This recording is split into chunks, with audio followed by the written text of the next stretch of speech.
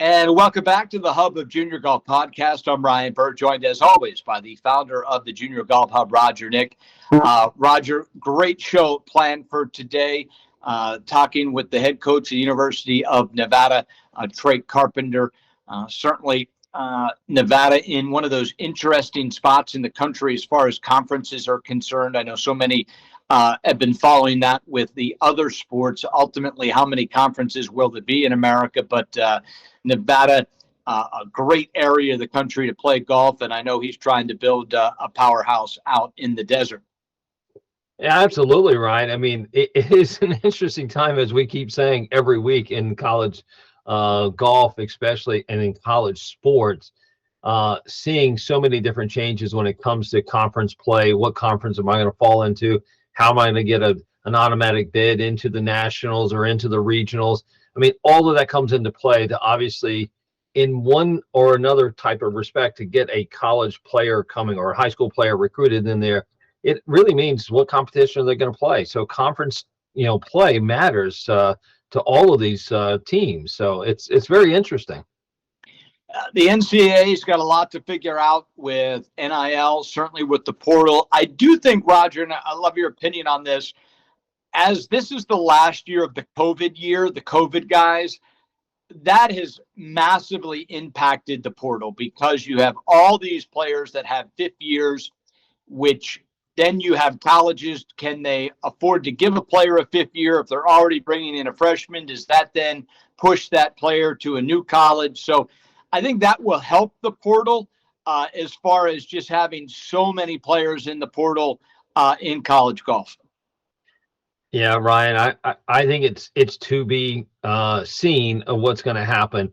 I think you're right. I think you're going to find that so many players that are in the portal is going to have a tough time maybe finding that spot that they thought was going to be there for them. I still say, as we've said before, the high schooler coming out, going into college, still may be the second choice, not the first choice. So therefore, it's still going to be relevant. I think there's going to be relevancy in the transfer portal for a while. I think players who end up going to schools that may not be their best fit to start with is going to start looking or will look very quickly to find that spot for them somewhere. And coaches, as we've heard, I mean, they've got a plethora of players to pick from now, and they can be very picky and very choosy on how that player fits into their programs. How ultimately do you think that impacts college recruiting? At what level, high school recruiting, at what level will it be the same? I mean, certainly if you're a top 100 player in America, you're going to be able to go play college golf right away. I wonder if 101 to 250 may have a little bit more difficulty finding their dream school just because the portal has impacted the college game so dramatically. I really think that is going to be the change there, Ryan. I think coaches are realizing that, hey, I can find somebody in the portal that has full, eligibility, has played an event or two in college, learned that first year or maybe that first semester, how to deal with the college school classroom, that environment, that transition, if you will, and makes it easier for them to say, okay, I'm going to take a chance on a freshman coming in from high school, or am I going to take a chance on someone who's already been recruited, proven that they can actually play, but just want to find maybe a different home, if you will. Yeah, I agree. And I think that's going to be really interesting ultimately to see how that does impact high school recruiting compared to before COVID and certainly before the NCAA has gone to this immediate transfer rule, which has indeed changed a lot. With that, we welcome in the head coach, University of Nevada, Trake Carpenter. Coach, thanks so much for joining us on the Hub of Junior Golf podcast. I'll bring you in and put you right on the spot. There's no gimmies here on the Hub of Junior Golf podcast. How has the portal affected the way you have looked at constructing your team at the D1 level?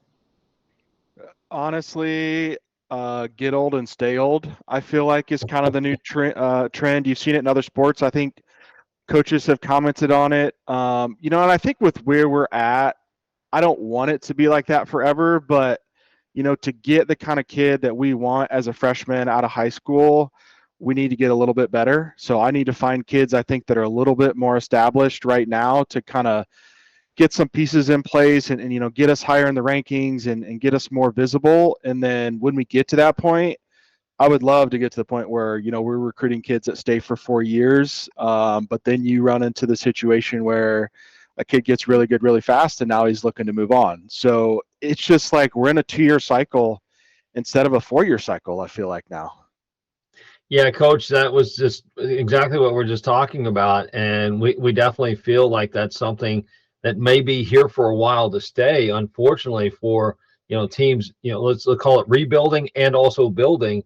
You're going to find that, to your exact point, which is that kid who comes in, who develops quickly and says, well, I like you, coach, but right. And then it's on the other side of that is you're going, I like you, son, but right. So there are, that is going to be a dilemma, I think, throughout. I'm actually very curious how NIL will affect that part of it as well. For up and coming programs like yourself, you're in a great stage, if you will, right? I mean, so how is that going to impact you guys? Yeah, I think where I'm at right now, and me personally, I don't ever want to be at a place where I have to use NIL to secure a kid. If you come here and you play well and you crush it and you like it, we'll do whatever we can to keep you. But I just don't want to get in the game of going to get a kid out of the gates and find X amount of dollars, and then 2 years later he finds more and moves on, right? And can I control that? No, not really. But I just feel like for the sustainability of golf, I think in this whole NIL world, like that's the way I'm going to go about it. Is we'll do it to keep somebody, but to get somebody, I'm just not going to play that game. Coach, you gave an answer that I really want to dig in and drill down just a little bit on. And one, it is, get old and stay old. Let me ask you this. We are the hub of junior golf, and certainly we have an incredible base of viewers and listeners, really that are starting the junior golf process all the way to the recruiting stage. The reality is this. Coaches more and more are finding out that there is a less margin of error in taking a established college player that has gone through the freshmen's up and downs of moving and living on their own for the first time and all the things that come along with that, which has had a trickle down, of course, to junior golf and spots that are available. I want to ask you, and I know you have stories on both sides of this spectrum. From your experience, what is the toughest transition? Why is it so difficult for really good junior golfers to transition and have an impact their freshman year on their college team? I think most of it is off the golf course stuff, right? Managing your schoolwork, and you don't just go to school from 8 to 3 every day and someone tells you when to be in class, when you have study hall, that kind of stuff. A lot of it is just the independence for the first time of managing your time. When do you get extra practice in? I think a lot of guys, maybe they come in and they just kind of go to school and they go to team practice, and maybe they get into other activities and they just kind of let the time dictate what they do on a day-to-day basis, versus the guys who come in and really do well is they prioritize what's important to them. They make time for it and then, fill in the extracurricular stuff on the back end. And I think that's why, for me right now, it's much less risk to recruit a kid with experience who's played a year or two somewhere and they've already made that transition, right? There's plenty of junior golfers who crush it, and then college is just different. It's a little bit difficult. Golf courses, they're a little longer, the pins are tougher. Maybe they struggle with that, but in my experience, most often it's I'm playing against better players, and then I get behind the 8 ball with schoolwork, and I don't manage my time, and now I start to press, and like it gets harder and harder when you get behind right out of the gates. And it's tough as a freshman, and very few guys really come in and just hit the ground running with no hiccups. So, if someone can go prove it somewhere, go somewhere you can play and prove it that way, and you'll have opportunities in today's world. And that's, I think, my advice to junior kids these days is go play somewhere where you can play. And if there's that school that, you really have your eyes on, and maybe the coach isn't ready yet, like, go somewhere and prove it, and then call them up, and they will see that, hey, I've made the transition. I've played at a really high level here. I've kind of maxed out what I can do. And I think coaches are just moving in that direction with the landscape these days. Yeah, Coach, you said something earlier as well. I kind of want to touch on that just a second. You're saying, I want to get my program to a point where it's established and, hey, where will we need to be when it comes to the rankings, hopefully getting those automatic bids into the regionals and so forth in your conferences. But then you want to go find those players that want to be there for 4 years. Tell again, back to Ryan said, we have a really good audience, a junior audience here. Tell the audience a little bit about what does that mean and what would they need to do? Are you looking for skills? Tell us what you're looking for, maybe to help our audience here kind of know better what they should be focusing on now. Yeah, I think from a talent standpoint, I want a kid who I feel like is going to come in and play right away, right? Like, I don't want to recruit a kid who I feel like, maybe he'll play junior and sophomore year and really help us. Because at that point, again, I can just go recruit a kid who has 2 years left, right, and kind of know what I'm getting. So, from a talent perspective, yeah, I need a kid who moves it pretty far, right? He's not super emotional on the golf course. I need him to be able to, like, control himself, because I'm not going to go follow you around every round as a freshman and help you figure it out, right? So I need a kid with the skill level, but also the maturity, who's, maybe played, a lot outside of their region where they live, right? They've proved they can play away from home, even if it's internationally. Stuff like that, I think coaches really value. Playing other sports, right? Can you be a part of a team environment? Have you only played golf? All those things, to me, I think add up to being ready as a freshman to play right away and make an impact. So when we, really focus that direction, that's the kind of stuff, if I'm going to recruit a freshman, I want a kid for 4 years, and I want them to be able to make an impact right away. And like we said, there's a lot of variables that you need to do other than just play really good golf, to transition and move the needle right away. And with that said, Coach, you have gone and taken freshmen really from all over, even as early as this past summer, traveling all the way to Florida. Certainly California, Florida, and Texas are the 3 big states, but we know all 50 states produce great golfers. But with everything you've said about experience with the portal, et cetera, you still do take freshmen. What are you looking for in that really, when you do take a shot on a high school kid like you did just last year? What was it that stood out? Yeah, I inherited a group that was really old, and I wanted to spread it out as best I could, and I still do want to keep, I don't want to have 4 freshmen or 4 seniors and 4 juniors every year.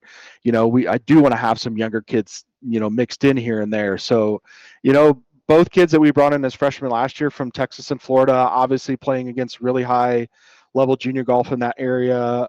Jonathan Kim specifically went and played well in the Southern Am. Like I said, he played away from home. He played against some older kids, right? He mixed in some amateur stuff. That kind of stuff I think really translated well for him. He came in here, just didn't really care who he was playing against. The golf side of things, really technically sound, hits it far enough. Doesn't have that fear that golfers develop over time. At some point, he doesn't have that yet. I hope he doesn't discover it in college. So a lot of those things, like I mentioned, I think Aaron and Jonathan ticked off those boxes. It played a lot with older guys. Their friend groups were guys who were going to Power 5 schools or playing at Power 5 schools. So I just felt like they had been kind of in that environment in high school that would simulate maybe what freshman year looks like a little bit. Really solid. Coach, with that being said, as you start getting these kids in, tell the audience a little bit about what happens, with the pack. What's a daily life look like? What does that week look like? Because, we hear this all the time, or we get this question all the time, which is, well, how do I know it's a good fit? A lot of times they just want to know what my day is going to look like. Mm-hmm. Well, day one, we're going to start school on Monday, and we're going to start practice 5 days before, and you're probably qualifying on day one, right? That's usually the biggest shock coming in as a freshman is like, we don't practice a whole lot before we start playing in golf. You show up and we qualify, and you find out real quick, am I traveling or am I not? Right. And then your schedule starts to look very different. And I think that's where a lot of guys get that hurdle is the toughest one out of the gates, right? If you start traveling, it's great, right? I'm on the road, you kind of figure out the class stuff, you try to keep it, above water until the season's over, and you can kind of take care of things at the end of the fall. But if you don't travel, then it's like, okay, now, I'm not traveling. What am I doing while the team's gone? What am I doing at home? We practice a little bit here and there, depending on how different schools do qualifying, maybe you're in the mix or maybe you're out for the entire fall, right? So, there's a lot of different ways I think you can go early. And that's where, like I said, kids can let maybe the circumstances dictate what they do at that point versus, hey, I'm going to take the long-term approach. I'm going to come up with a weekly plan, whether I'm traveling or not. I'm going to practice on my own. When the team's gone, maybe I'm going to go make my own tee times, and I'm going to play 3 days in a row and simulate a tournament. And we're a place specifically where I like to give kids a lot of room to take initiative on things and kind of support what they're doing and come to us and ask questions and try to help you map out what's this experience for you, because that's to me what professional golf is, right? You're on your own. You got to figure out how to manage your schedule. What are you doing with your time? How do you practice? What's important, what's not? And so we try to start that early here specifically. So we'll practice as a team, but a lot of our time together is qualifying. If you want to play professional golf, you got to be able to put up the scores and earn your spot all the time. We do that very similarly here. So if you don't make the first event, we're going to qualify for the second event. If you don't make the second event, we're going to qualify for the third event. And we play a ton. So, we run out of hours quickly each week here. And so a lot of that is guys managing their own time and staying sharp and working on their game outside of just what we're putting on their calendar for them. So, here we try to meet with them once a week, one-on-one or, 2-on-1 with both coaches and player and kind of say, hey, here's what your week looks like. How are we going to maximize this time so that you're in the lineup, so that you're ready for qualifying, or maybe you are traveling. Okay, how you staying on top of schoolwork, where you doing study table hours. So, we try to make a framework where they have to take initiative. And the guys that do, I think, really excel. And the guys that need spoon fed a little bit, it's tougher. And I think most coaches want the kids who want to come in and kind of take control of their opportunities and have the coach, just support along the way. Yeah. So, Ryan, I think maybe you're out there. I mean, I know you have to practice 7 days to go play one round, so you might be out. But with that being said, I think that's really important that hopefully the audience heard that, right? I mean, you need to be ready, right? I think we've heard this a lot with the college programs. Come in being ready to play day one, not, hey, I want to get my feet wet. I want to go there, get comfortable. I mean, you better be ready to be uncomfortable, right? To be comfortable, to be uncomfortable. I think that's something that I think a lot of freshmen, to your point of going, why you might have to be older in order to get, stay older, right? I mean, in a sense of these kids need to, have these habits of working on skill, knowing how to manage their own practice and their own time is really, really important. So I think that was a great message. Yeah, like a good example this year, Enrique Dimiugo went on a tear this spring, and we played back-to-back weeks. He won back-to-back weeks with 1 day off in the middle, and then we turned around and flew to Ohio State the end of that next week and skipped the practice round day because it was kind of a late addition. And, we kind of said, he's a guy who's just kind of ready to go all the time.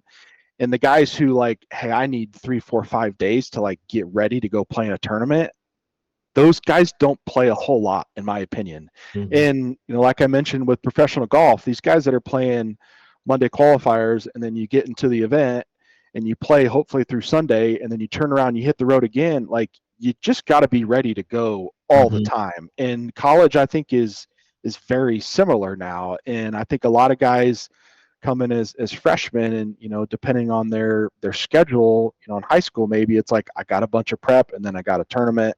I spend some time with my swing coach, and you kind of like gear up for everything.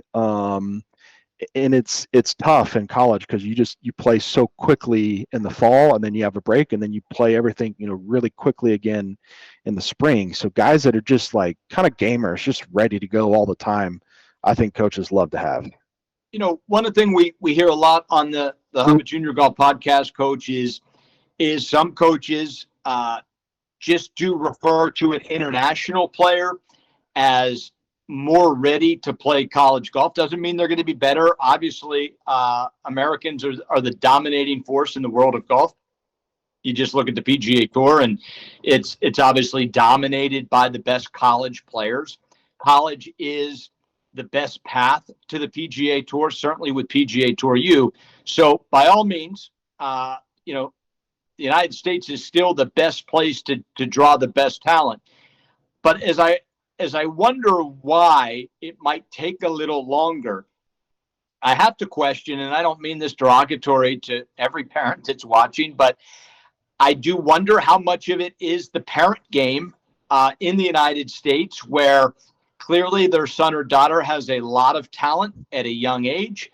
And to that degree, their schedule, their practice, their swing instructor are coddled just a little bit from a young age, where everything is always exactly as it should be until that day you step on campus, you have class on Monday and qualifying on Monday. Then all of a sudden, not everything's prepared for you the way you want. Well, 100%. As Mike Tyson said, everyone's got to play until you get punched in the face, right? And that's what college golf is. And I agree. I think international and American golf for juniors are becoming more similar. I think, from a recruiting standpoint, the international kids are way more versed in what college and American golf is like. The USGA kind of announcing the development program, I think, is going to give kids maybe a little bit more taste internationally, a little bit different team environment. I think across the world, junior golf is kind of merging to something similar on a lot of levels. But over the last few years, yeah, I would agree that international kids generally come in more ready to go. They've been a little bit more independent. I think golf is more accessible in a lot of parts of the world than maybe the U.S. You got to have a little bit of resource to play in the U.S. and travel and a lot of that kind of stuff versus kids who maybe get support from their national teams, junior development teams, stuff like that they've traveled a lot. They've been away from home, for days and weeks without parents. They know how to manage different cultures and take their game on the road and handle their own stuff with coaches and not constantly have that supervision piece, right? And I think there's a fine line of I try to recruit a kid who I think their parents maybe have handled it similar to what we will, right? Where maybe they do have resources, but the kid is saying, hey, I need to see my instructor once a month. They take control of their schedule. Maybe the parents say, hey, we'll travel X many times. You kind of come up with a game plan versus the ones who are just like, hey, you're going to go here and you're going to go here and you're going to go see your swing coach. And okay, you played bad. Let's go get a lesson. And the parents kind of dictate what that development looks like. I get that kid, and then he's constantly looking at me like, how do I fix it? Right. Versus like you kind of alluded to, the kid who's got a little bit longer leash to take his own initiative on things, and the parents just kind of steer the ship a little bit, but let the kid hit the gas versus the other way around. Boy, I like that message too. That's a really good one. Understanding that you got to take ownership in this part of, for these junior players, taking the ownership in their journey, if you will, in their development is so key. And I know we hear a lot of questions from parents. And then obviously as a parent, you're concerned. We're not going to jump on the parents and say they're part of this process for sure, right? But in fact, it is the player's responsibility to get themselves ready for this, because when they go on to college or want to play professionally, it's going to be on them. You're not going to be babysitting them, to your point. And if you have to make that decision for them, you're probably going to be looking for a replacement player. Yeah, and I think every coach would tell you this. We recruit parents, right? I think Mike McGraw maybe is the first one I heard talk about it. He'll like sit in the parking lot and kind of scope out like who's the first to arrive, like whose parent is, putting their push cart together, and like, versus the kids that show up and kind of, take care of everything on their end and show up ready to go, right? And I think, like when we watch kids play and there's parents around, you kind of pick up on, okay, does the kid look back after bad shots, after good shots? Is there like, some nonverbal communication going constantly? Like, you kind of pick up on how involved is the parent on a day-to-day basis. Just, what's the kid really thinking about out there? Is he worried about, parents, or is their coach watching, similar kind of stuff? And I think that's again where the international piece comes in, is those kids are going to come over here and they're going to be without parents, and a lot of them do more of the recruiting stuff, on their own, versus here. I feel like when we recruit kids, in the United States, their parents are a lot more involved in the recruiting process. So that adds another layer to it, where I think a lot of us coaches are the parents are dictating a lot of the recruiting stuff. And coaches, I think, are starting to talk about it more. I think for a while everyone was a little hesitant to mention it, but I think most parents know now that they're really part of the recruiting process, and they're being recruited too, right? Because we're going to have their kid for, hopefully 4 or 5 years, or at least 2 or 3 or whatever it is, and we kind of want to know what's that dynamic going to be like, right? When stuff gets sideways, what's going to happen here? Yeah, I tell you, you should have been with me this afternoon. I just had a parent-child conference, and it was pretty interesting. You ask the kid what he wants, and the parents tell you. But so as you go through this process of recruiting, and we talk about, what you're looking for, if you were to give the audience, let's call it 3 things, what are the 3 most important things that you're going to be looking for in a recruit? Golf specific or non-golf specific?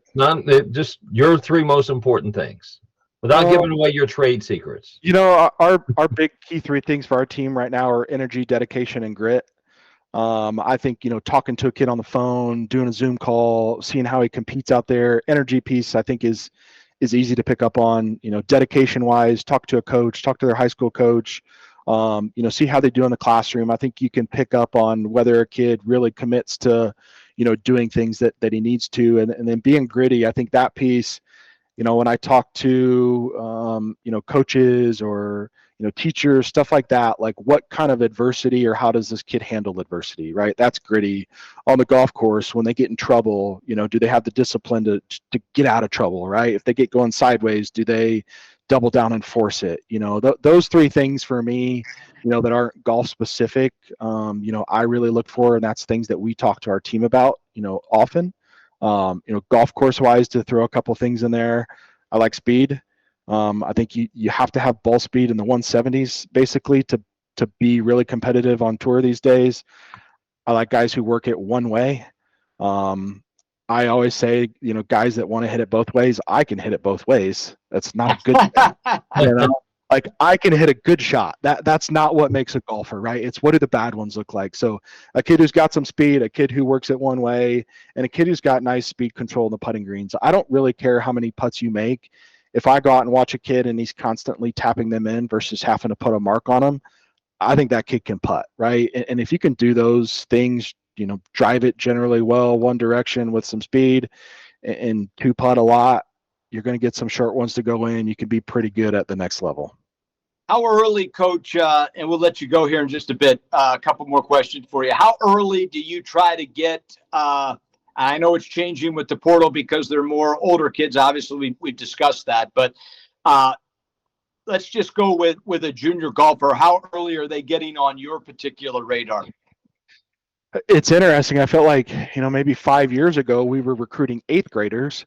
And then with all the rule changes, now everyone in the portal, I feel like most places are really just starting to look at kids like junior year, maybe, which I think opens up, way more opportunities for the late bloomer, right? Yeah. Where it used to be, if you wanted a a look from the top schools, you had to be a stud like freshman year of high school, right? I don't think you need to do that anymore. I'm really now, especially with the portal stuff, I'm first and foremost worried about next year, right? Finalizing the roster and really just starting to evaluate 2025s this summer. So I think a mix of the rule change and the transfer portal is we're kind of getting back to the sweet spot of, junior year of high school. Maybe you're really kind of putting yourself on the radar. Coaches are out kind of between that junior and senior year watching you play that summer. And then, senior year, either signing early in the fall or signing in the spring. And you really have time to develop, where I feel like we went through a stretch there where kids felt like they had to get really good really fast and kind of lost that, long-term perspective and development and being ready for college golf and beyond. So, yeah, I'm really just starting to evaluate 2025s right now. Coach, here's a question that I get often in our academy from parents. Gap year, reclassification year, I think to your point of this trying to get, good early, it's kind of gone by the wayside a little bit right now. Maybe it's going to come back, who knows? But, the question we get asked a lot is, should I be prepared to take a gap year or reclass because of this, lag in the system, if you will? Now that you have older players, so many players in the transfer portal. To your point, as a freshman coming in, hey, they got to be ready to play. Are they mature enough to handle the situations, transitioning into college golf? What's your thoughts on, a gap year or a reclassification? I think post-COVID or kind of during COVID, it became really popular just because the number of spots went by the wayside really quick with guys. Everyone got a fifth year. And if you were, pretty solid, a coach is going to keep you around versus bringing in a freshman that I can't go watch, right? We had such a long recruiting dead period. So I think it kind of sparked that gap year becoming more mainstream and more popular. And I feel like it's starting to go away a little bit because we're back to the recruiting cycle of that COVID year is kind of gone for most guys. We're kind of back in the 4-year cycle. And, I would say in general, if you're going to take a gap year, show me how you're going to be productive with it, right? Are you going to go take a couple AP courses that, you can come in with some credits, right? Go play in some amateur events, your state opens, go play and compete, right? I think a lot of kids, they maybe take a gap year and they become like professional practicers and they didn't go to school for a year. Mm-hmm. So I'm like, what did you really do for your development that you showed me something different you didn't have as a senior? Like, what are you going to do in that year that's going to make it different? And that's where, like I said earlier, I would encourage a kid, like, go somewhere where you can play right away and prove it versus like holding out for, the place maybe you really feel like is your place and you want to get a shot. Just go prove it somewhere. And I think you'll get on the radar versus I wouldn't recommend a gap year for very many kids at this point, very much anymore. Go somewhere and play and prove it. Awesome. Super interesting, Coach. We really appreciate you giving us some time today. It was a very thought-provoking and interesting conversation. We love what you're doing out there in the desert, and best of luck. Keep it going, and I know you're building something special. Awesome. Thanks, guys. I appreciate it. Yeah, thanks, Trey. Trey. Ryan, another good one. Yeah, absolutely. Very thought-provoking. I think when you think to what Coach Carpenter had to say, and we kind of take our takeaways, Roger, for me, for our audience, it is, use that senior year productively to be prepared for college. You can only hear so many coaches come on our podcast and tell you how difficult it's going to be and how shell-shocked you're going to be. If you know that ahead of time, you'd be crazy not to prepare yourself for those kind of scenarios. And if you're preparing yourself for it and you know it's coming at you, it's still going to be different because you're not going to be living at home anymore. But I do think there is a spot for the junior golfer. Hearing every college coach talk about, you got to be ready, you got to be prepared, you got to hit the ground running. I think that it's on the player now to take that senior year, even if it's second semester, senior year, to just put yourself out there, travel on your own, go to a tournament completely on your own. Show up the day before with no practice round and go out and play. Do things that are going to make you uncomfortable, so being uncomfortable becomes a little bit more comfortable. Yeah, no doubt about it. I mean, the three things he mentioned there: energy, dedication, and what was the other one? Grit. I mean, think about that. I mean, read between the lines there, to your point of going out there, getting yourself, in a situation that you have to persevere from a bad round or after a bad round, show up again the next day, show the energy, that you're willing to kind of go, okay, I took a punch, I can keep going, right? I think that's really special. And the other thing that I think is going to be my biggest takeaway is this. If you're a top 50 player in your class, top 50, top 35 to top 50, there's a really good chance you're going to go to a place that you put on your 3-list school of places you want to go. So I'm talking top 50 player in America in your class. You're going to get to a Power 5. You're going to get to a Division I school that is either geographically where you want to go or where you want to go play. What I'm really taking out of this also now, and I know this is not traditional, and I know people struggle, Roger, with not traditional. But unfortunately or fortunately, where college golf is now is you have to change your assessment and make a decision on what you want college to be.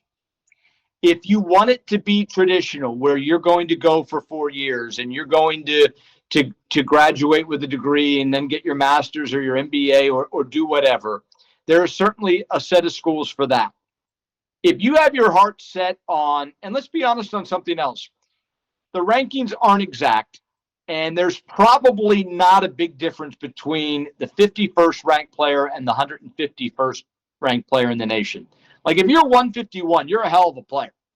Yep. You're the hell of a player that's 151 in America, but you're just not getting that same look that 49's getting. I think we're at the point, and I know every family's not prepared for this, but I think we're at the point where it is almost like a junior college situation. And I know you're not going to a junior college, but you're going to a Division I or Division II school, but you're treating it as, I'm going to transfer in 2 years. Yeah, no doubt. And, if the PGA Tour is ultimately what your goal is, then you've got to treat it like, okay, I'm going to go to college X for 2 years. I'm going to kick ass. And when my 2 years are up, or even after your freshman year, if you go out in your freshman year and prove you belong, you shoot in the 60s, and you play really solid golf at college, you'd be surprised with the portal how many opportunities that weren't there graduating high school will be there. 100%. I mean, we've said it now multiple times. College golf is where it is, right? And the Power 5 golf is the PGA Tour extension. I mean, it's the minor leagues for the PGA Tour, bar none. I mean, it's the easiest way to get your tour card if you're playing well and getting recognized, right? I mean, so the reality is that you just go find a place to play, and develop your skills.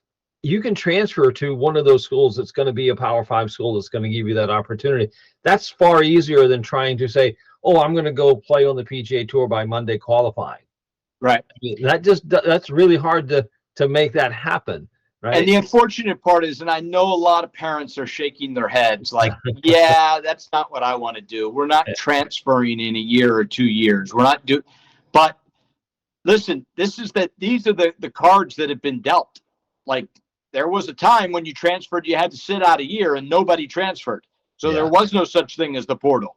You went there, and the coach had to live with what you were doing, because the reality of that situation was you really couldn't get a transfer in because no one wanted to transfer. Right.